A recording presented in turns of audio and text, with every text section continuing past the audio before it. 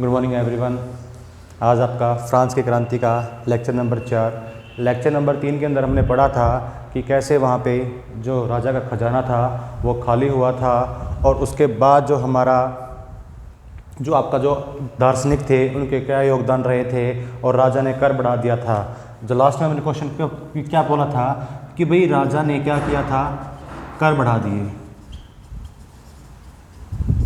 अब क्या है, इसी के साथ आपकी फ्रांस की क्रांति की शुरुआत हुई। आज इस वीडियो के अंदर हम वही पढ़ेंगे जो हमारा है क्रांति की शुरुआत।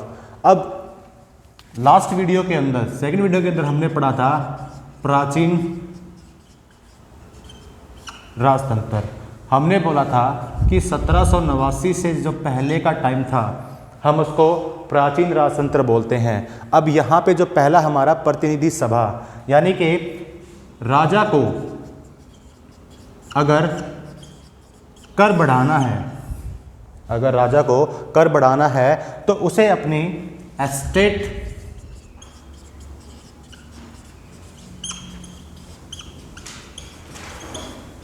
जनरल की मीटिंग बुलानी पड़ेगी, यानी कि जिसके अंदर फर्स्ट एस्टेट, सेकंड और थर्ड एस्टेट, इन तीनों के जो व्यक्ति है या लोग हैं, जो प्रतिनिधि हैं, वो यहाँ पे आएंगे और क्या करेंगे, इकट्ठा ही हमारा क्या करेंगे कि कर बढ़ाएं या ना बढ़ाएं, इस पर क्या लेंगे, डिसीजन लेंगे। अब ये हमारा पुराना तंत्र था और जो ये लास्ट मीटिंग हुई थी वो 1614 ईस्वी के अंदर हमारी लास्ट मीटिंग हुई थी। यानी कि इस मीटिंग के अंदर आपके जो प्रतिनिधि हैं वो क्या करेंगे, इकट्ठे बैठ के कर को डिसीजन करेंगे कि कर बढ़ाएं या ना बढ़ाएं। उसके बाद ही क्या होगा, नए कानून पारित होंगे, किसके रिगार्डिंग, आपके कर के रिगार्डिंग। अब उसके बाद राजा अकेला कर नहीं लगा सकता था, तो अब लुई 16 ने क्या किया, 5 मई 1789 को उसने वही पुराने राजतंत्र यानी कि प्राचीन राजतंत्र की तरह ही क्या है, मीटिंग बुलाई।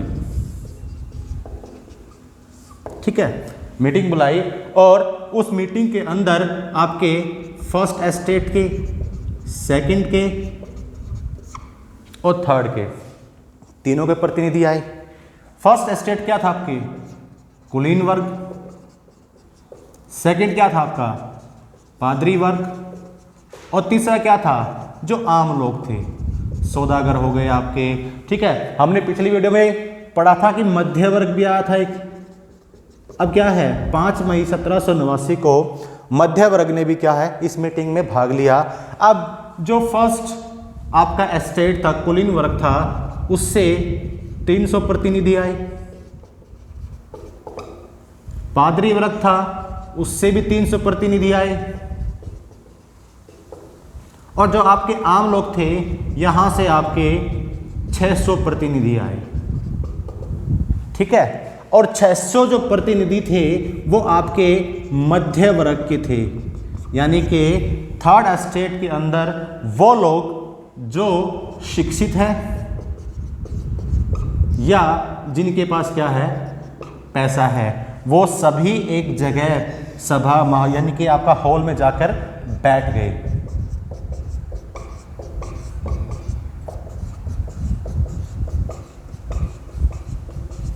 अब क्या हुआ, थर्ड एस्टेट के अंदर हमने सिर्फ शिक्षित और जो पैसे वाले लोग थे उनको बैठा दिया, लेकिन जो आम जनता थी, जो मजदूर थे, जो काम करके अपना गुजारा चलाते थे घर का, अब उनके अंदर से भी उन्होंने इस हॉल के अंदर पार्टिसिपेट नहीं किया, बल्कि अपनी 40,000 पत्रों के साथ, यानी कि उन्होंने जो अपनी शिकायतें थी, फर्स्ट क्या था, शिकायतें, दूसरी क्या थी, मांग, कि जो आपका थर्ड एस्टेट था उसके अंदर जो मजदूर वर्ग था, ठीक है, जो इस सभा के अंदर नहीं बैठा था, लेकिन उन्होंने क्या किया कि जो मध्य वर्ग के शिक्षित और पैसे वाले लोग थे उनको अपनी शिकायतें और मांग एक पेज यानी कि पत्र पर लिखकर इनको दे दी कि आप जाओ और वहाँ पे आप हमारी शिकायतें और मांगों के बारे में उनको बताओ। अब यहां पे जो आपका लुई 16 था, ठीक है, ये मीटिंग किस लिए थी आपकी? नए कर के प्रस्ताव के लिए, कि भाई नया कर लगा रहे हैं हम, उसको बढ़ाएं या ना बढ़ाएं, उसके बारे में ये आपकी मीटिंग थी। अब क्या किया लुई 16 ने, अपनी जो प्राचीन राजतंत्र था, यानी कि उस समय पे जो आपका सिस्टम होता था वोटिंग का, ठीक है, कि वोटिंग कैसे होगी, कि भाई एक व्यक्ति एक वोट देगा, ठीक है, मान लीजिए आपके एक ये देगा, एक ये देगा और आपका एक ये देगा, ठीक है। अब देखिए यहां पे तो जो आपका थर्ड एस्टेट था, यानी कि जो मध्य वर्ग था, उसको लगा कि भाई हमारे साथ भेदभाव हो रहा है, क्योंकि फर्स्ट और सेकंड स्टेट एक थे। मान लीजिए कि दोनों की जो विचारधाराएं थी वो एक थी, थर्ड एस्टेट की विचारधाराएं अलग थी, वो कुछ और मानते थे। अब यहां पे एक वोटिशन दे दिया, एक वोटिशन है, यानी कि उन दोनों की विचारधारा के कितने हो गए? 2 वोट हो गए। लेकिन अकेले इस अलग विचारधारा के कितने वोट हुए? 1 हुए। तो जो मध्य वर्ग के लोग थे उन्होंने क्या बोला कि भाई सभी को क्या होना चाहिए? इक्वल वोट देने की अनुमति होनी चाहिए, ठीक है। अब इक्वल वोट की अनुमति उन्होंने मांगी, डिमांड रखी, तो राजा ने क्या कर दिया? अस्वीकार कर दिया कि नहीं, ऐसा नहीं होगा। जो हमारी प्राचीन राजतंत्र के समय से, यानी कि 1789 से जो हमारी प्रथा चल रही है, हम उसी को फॉलो करेंगे और एक व्यक्ति एक ही वोट देगा। अब लोगों ने क्या सोचा, मध्य वर्ग के लोगों ने, कि भाई जो फर्स्ट और सेकंड है उनकी विचारधारा एक है, तो उनके 2 वोट काउंट हो गए, हमारा सिर्फ क्या हुआ? 1 काउंट हो गया। अब राजा ने जब इस बात को अस्वीकार कर दिया तो इन लोगों ने क्या किया? मीटिंग को भंग कर दिया। अब ये उस हॉल से बाहर निकल गए, ठीक है, और आपका 20 जून 1789 को, ठीक है, मीटिंग से निकल गए और 20 जून 1789 को टेनिस कोर्ट में जाके क्या हो गए? इकट्ठा हो गए, ठीक है। टेनिस कोर्ट में जाके इकट्ठा हो गए और वहां पे उन्होंने किस चीज का निर्माण किया? आपकी नेशनल असेंबली,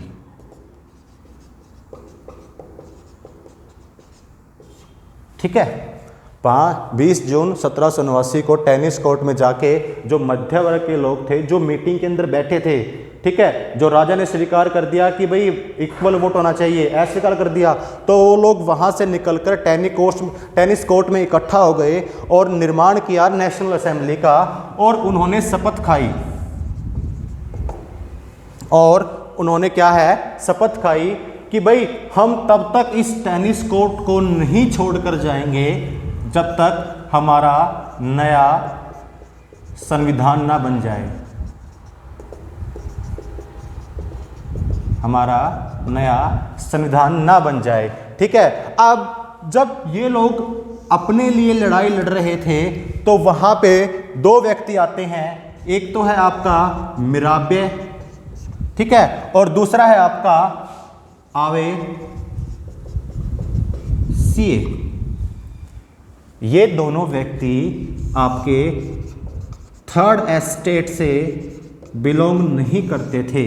जो मिराबे था आपका, वो आपका फर्स्ट एस्टेट से बिलोंग करता था, यानी कि ये कुलीन था। लेकिन इसने समर्थन किस बात का किया आपका? कि भाई जो जन्म से फर्स्ट एस्टेट और सेकंड एस्टेट के अंदर जब कोई बच्चा जन्म लेता है और उसको जन्म से ही कुछ विशेष अधिकार मिलते हैं, तो वो इस बात के समर्थन में था कि ऐसा नहीं होना चाहिए कि जो व्यक्ति जिस एस्टेट में हुआ उसको कुछ विशेष अधिकार मिले। यानी कि ये बोल रहा था कि उनका खंडन करो, कि भाई मैं भी नहीं सहमत हूँ इस बात से कि जो व्यक्ति जहाँ पैदा हुआ उसको जन्म होते ही उसको कुछ क्या मिले? विशेष अधिकार मिले। और उन्होंने अपनी क्या है? एक पत्रिका निकाली, ठीक है, पत्रिका निकाली और उसके अंदर अपने विचारों को आगे किया। यानी कि समर्थन किसका कर रहे हैं ये लोग? थर्ड एस्टेट का, ठीक है। और वर्षाय के अंदर भीड़ इकट्ठा हो रखी थी और वहां पे अपने विचारों का क्या किया, प्रसार। कहां पे, वर्षाय के अंदर। उसके बाद है हमारे आवेश्य, ये आपके पादरी वर्ग थे, यानी कि ये आपके सेकंड जो एस्टेट था उससे बिलोंग करते थे। और जो इन्होंने जो एक बुक लिखी, ठीक है, उन्होंने एक बुक लिखी जिसका शीर्षक क्या था कि भाई तीसरा एस्टेट या तीसरा जो वर्ग है वो क्या है, ठीक है। बहुत ही प्रभावशाली बुक थी जिसने लोगों के अंदर जो उनके विचार थे उनको बदलने के लिए क्या कर दिया, मजबूर कर दिया कि भाई हाँ हमारा भी कुछ समाज के अंदर जगह है। अब यहाँ पे दो व्यक्ति, जो फर्स्ट एस्टेट का था, सेकंड एस्टेट का था, थर्ड एस्टेट का ना होते हुए भी थर्ड एस्टेट के लोगों का साथ दिया। उसके बाद है हमारा ठंड के कारण फसल का खराब होना।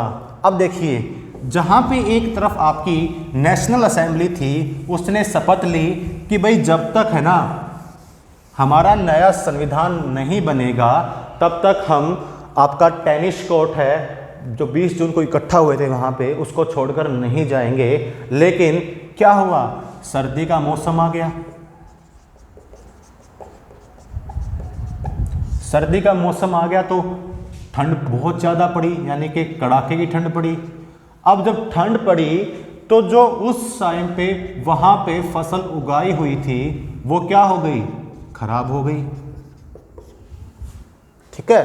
सर्दी का मौसम आ गया, सर्दी का मौसम क्या था, यानी कि एक तरफ तो वो लोग, यानी कि जो नेशनल असेंबली के लोग थे वो नया जो संविधान था उसको बनाने में क्या थे,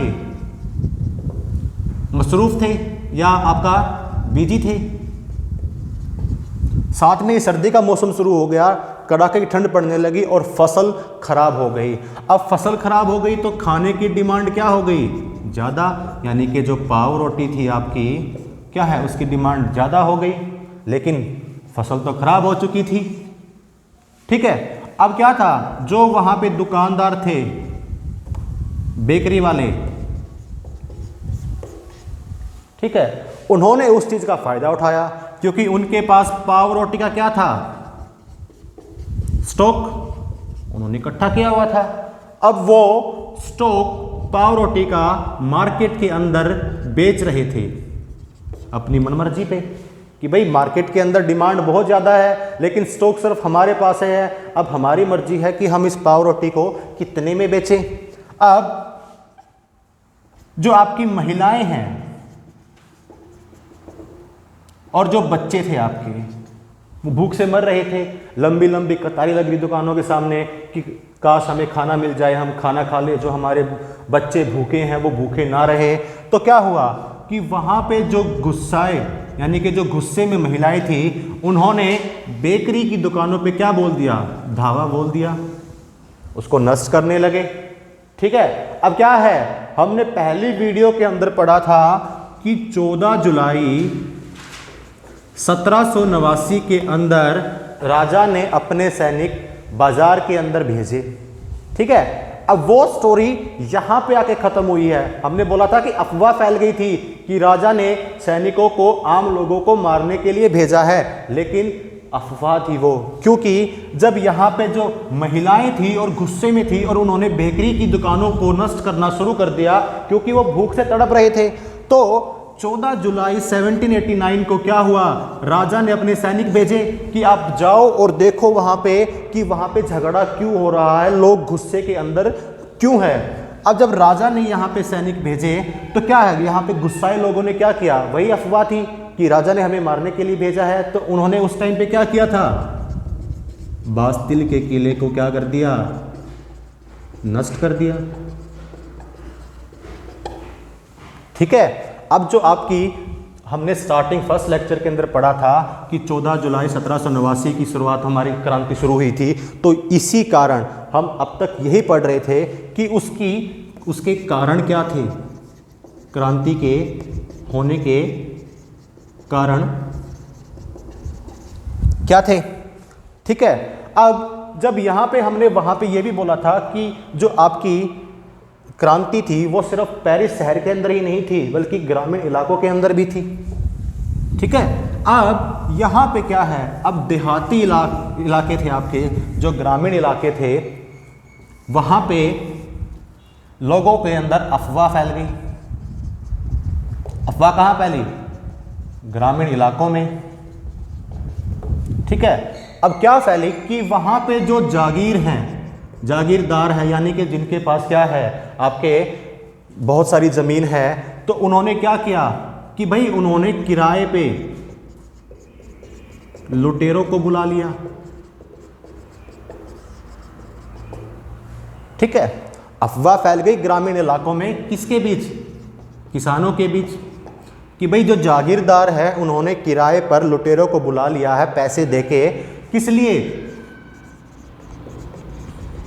किसानों की फसल खराब करने के लिए। ठीक है, किसानों की फसल खराब करने के लिए। तो इन लोगों के अंदर भय पैदा हो गया, भाई डर हो गया कि भाई हमने इतनी मेहनत से फसल उगाई है और जो ये लुटेरे आएंगे और हमारी फसल को खराब करके चले जाएंगे। तो भय के कारण क्या है, इन्होंने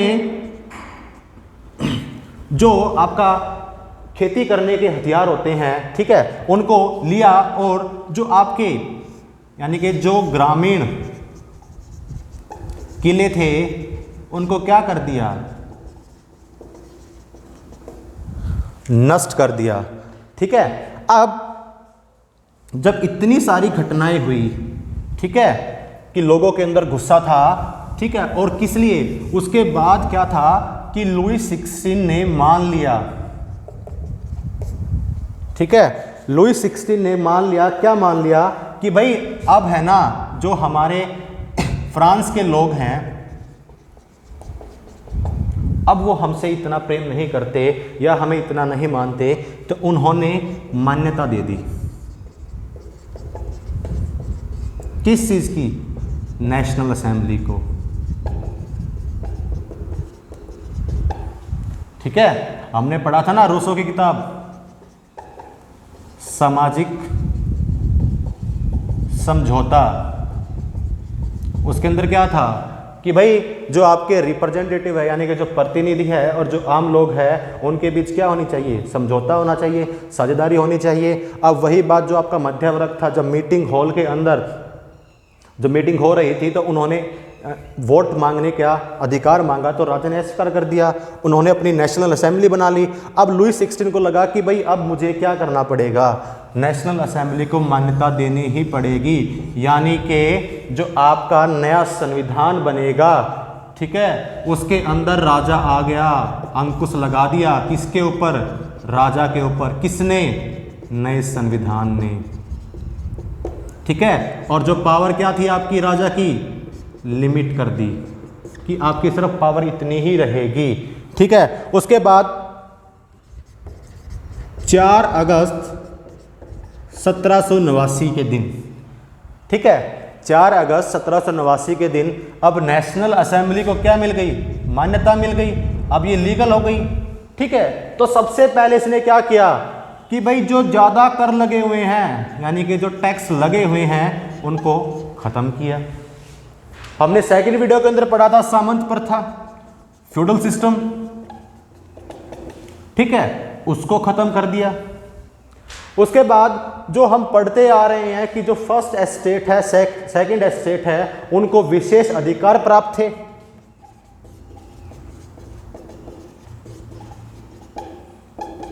उनको खत्म कर दिया।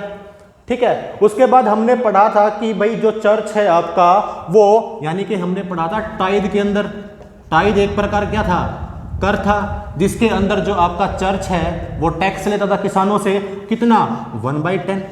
हमने एग्जाम्पल वहां पे लिया था ना कि 100 क्विंटल गेहूं हुई तो 10 क्विंटल कहाँ जाएगी? चर्च में जाएगी। अब यहां पे जो आपका धार्मिक कर था उसको खत्म कर दिया, और जो जमीन थी चर्च के अंदर यानी कि जो सेकंड एस्टेट था आपका, उसके अधीन जितनी भी आपकी जमीन थी उसको क्या कर लिया? कब्जा कर लिया। ठीक है। और इतना सारा, यानी कि जब नेशनल असेंबली आपकी अस्तित्व में आई तो उनके पास 20 अरब